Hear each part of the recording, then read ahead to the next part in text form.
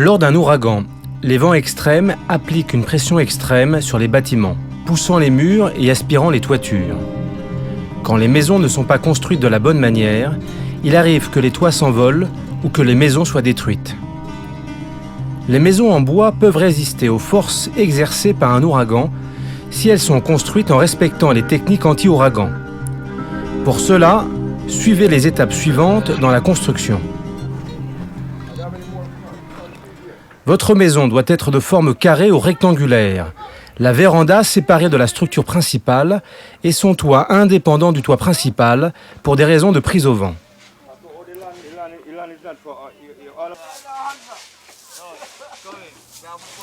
Les fondations sont des semelles filantes de 60 cm de profondeur et de 45 cm de largeur. Les armatures sont réalisées avec des aciers HA12 et HA10. L'enrobage des aciers est de 5 cm.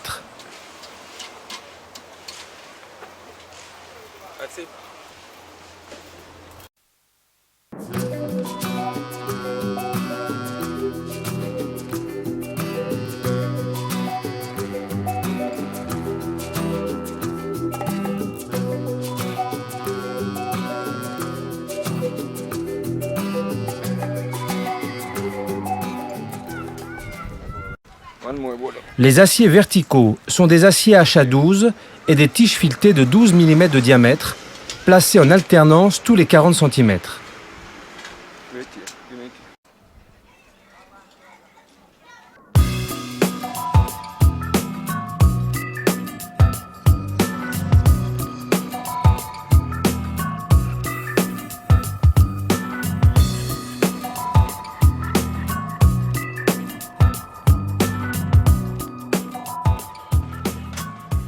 Le béton est un mélange 1-2-4, un volume de ciment pour 2 de sable et 4 de gravier.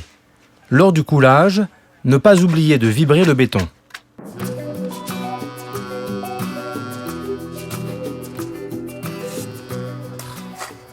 En général, 3 rangs de blocs creux sont nécessaires pour atteindre la hauteur souhaitée. Remplir ensuite de béton toutes les poches des blocs, sauf les 4 angles qui seront coulés à la fin.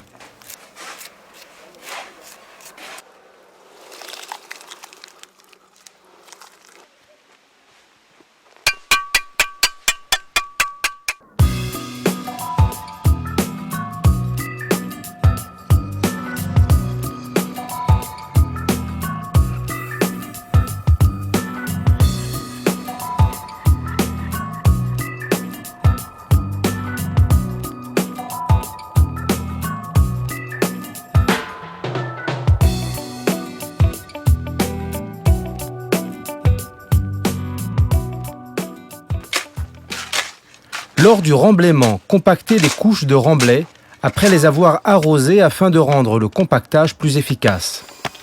Bien penser à vérifier l'épaisseur du béton à couler pour le dallage, dans ce cas, 10 cm d'épaisseur. Placez les nappes de treillis soudées, vérifiez que le recouvrement minimal est de 2 carrés.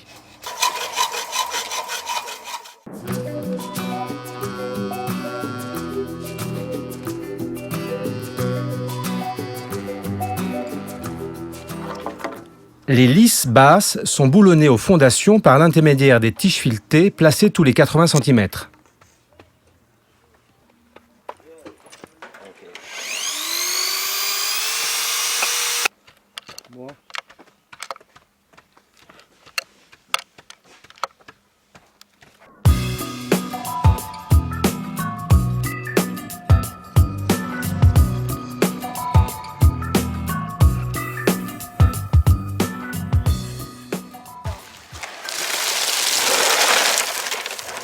Le dallage mesure 10 cm d'épaisseur, le treillis soudé est placé au centre, la finition du dallage peut être lissée ou talochée.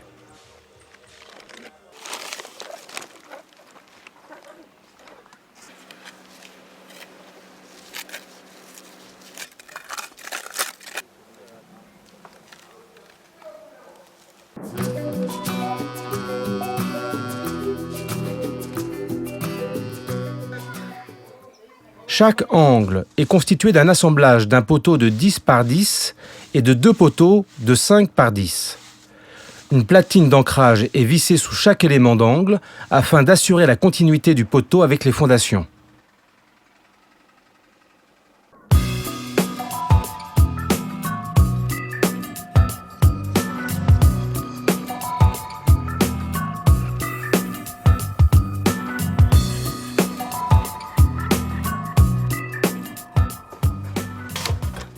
Les lisses hautes sont clouées sur les poteaux.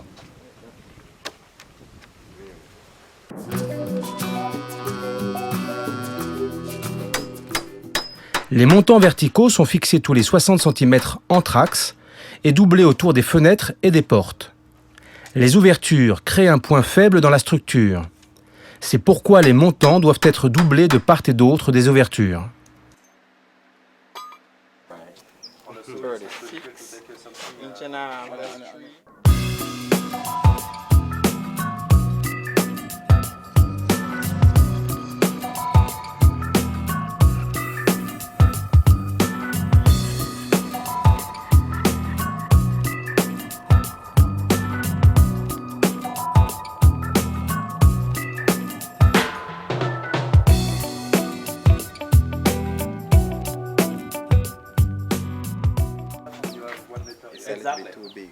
Pour reprendre les forces créées par les vents, la structure doit être contreventée dans les angles.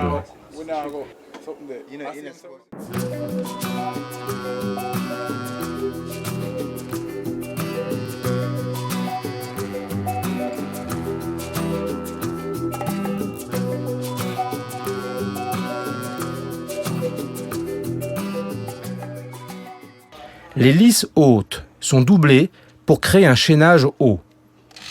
Les connecteurs anti-ouragan sont vissés entre chaque élément pour renforcer les liaisons.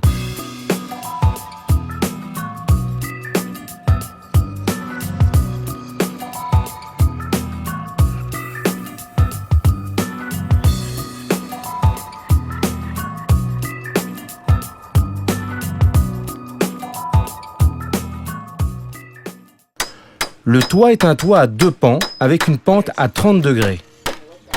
La pente doit être comprise entre 30 et 45 degrés pour limiter la pression du vent.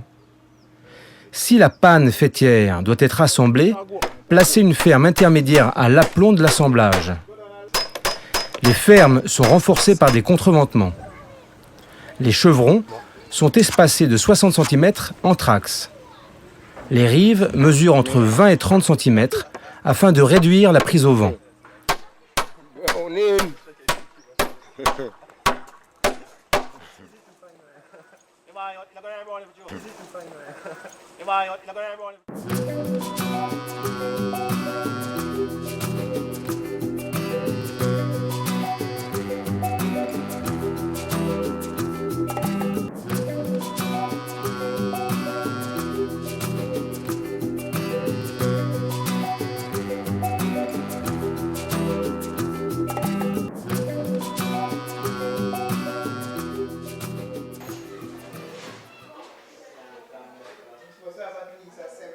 Deux types de connecteurs anti-ouragan sont utilisés pour renforcer la liaison entre les chevrons et la faîtière, entre les chevrons et la lisse haute.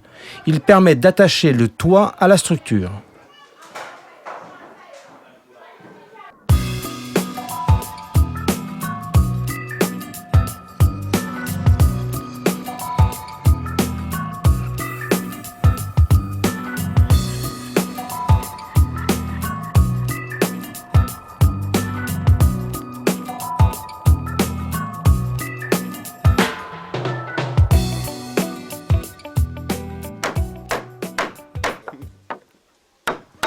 Pour résister aux effets du vent, le bardage est réalisé avec des planches plutôt qu'avec des panneaux de contreplaqué. Vérifiez l'absence d'espace entre les planches pour assurer l'étanchéité de la paroi.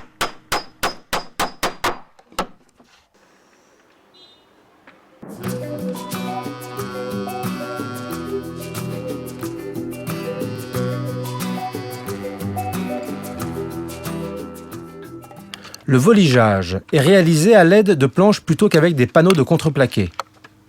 Dans tous les cas, bien s'assurer de fixer les planches ou panneaux tous les 20 cm pour éviter le soulèvement de la toiture. Les liteaux sont placés tous les 60 cm à l'exception de la partie basse du toit où l'espacement est de 30 cm pour augmenter la résistance au soulèvement.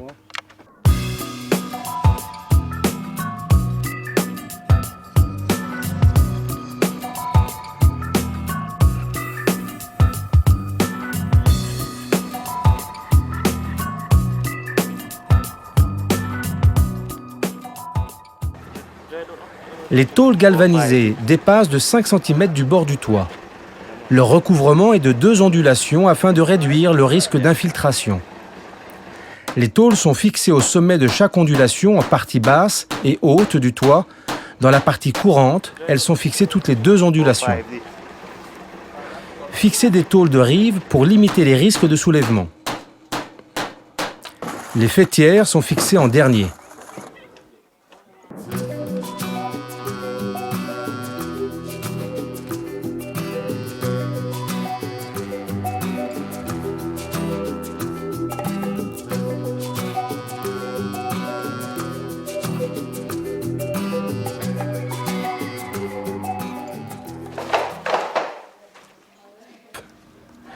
L'appui de fenêtre doit être posé avec une pente suffisante pour permettre l'évacuation de l'eau.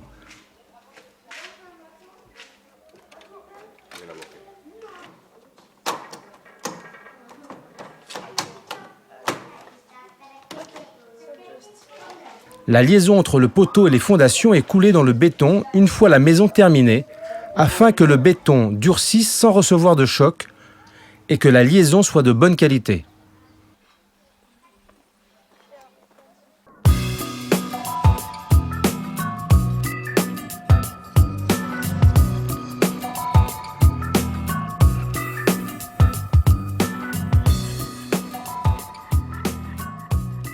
Chaque élément est lié aux autres par un connecteur anti-ouragan. La panne faîtière au chevron, les chevrons à la lisse haute au montant, les montants à la lisse basse et la lisse basse est boulonnée aux fondations.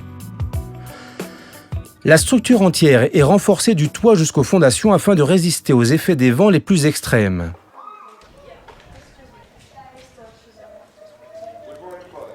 La Croix-Rouge forme des constructeurs à ces techniques anti-ouragan afin de construire des maisons en bois plus résistantes et plus sécurisantes pour une vie meilleure. Appliquez ces techniques dès aujourd'hui. Okay,